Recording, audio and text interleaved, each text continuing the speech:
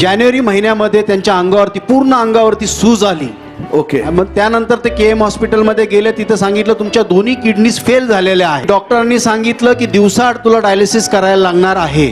See that. आणि मग तिथं ते KM हॉस्पिटलमध्ये एक आचार्य होते. त्या आचार्यांनी यांना आपल्या चर्च विषयी सांगितलं. ओके. आणि हा भाव इथं शनिवारी येऊन त्यांनी प्रार्थना केली आणि त्यानंतर त्यांनी डायलिसिस घ्यायचं बंद केलं. डॉक्टरांनी सांगितलं जर 15 दिवस तू डायलिसिस नाही घेतलं तर तुला ICU मध्ये ऍडमिट करायला लागेल. आणि इथं आल्यानंतर त्या भावाचा विश्वास इतका स्ट्रॉंग होता प्रभूमध्ये. एकदाही त्यांनी डायलिसिस घेतलं नाही, पण त्याला आता काही झालेलं नाही, अंगावर सूज नाहीये आणि तो व्यवस्थित आहे.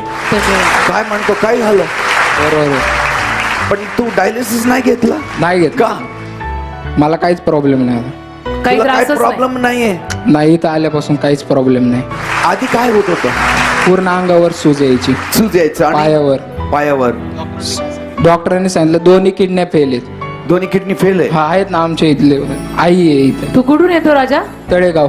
किडनीचा त्रास होता. डॉक्टरांनी सांगितलं होतं किडन्या फेल झाल्या, फेल झाल्या. काम करीत नाही. काम करत नाही आणि डायलिसिस घ्यायला लागेल. आणि कायमस्वरूपी डायलिसिस कायमस्वरूपी. हा. बघा मरेपर्यंत. हा? हा मरेपर्यंत. हा, मी रडायचे दवाखान्यामध्ये KM हॉस्पिटलला 1 महिन्यावर होत. आणि इथं आल्यानंतर तुला काय झालं? फरक पडला? सूज वगैरे सगळी गेली. बघा डायलिसिस एकदा सुद्धा नाही केलं. तुला एकदम बरं वाटलं? एकदम बरं वाटतं. See this. बघा It's a miracle. चमत्कार आहे की नाही? कोणी बरं केलं तुला? येशूने बरं केलं. See that. Praise God. देवाला धन्यवाद. Thank you, Father, for healing our master.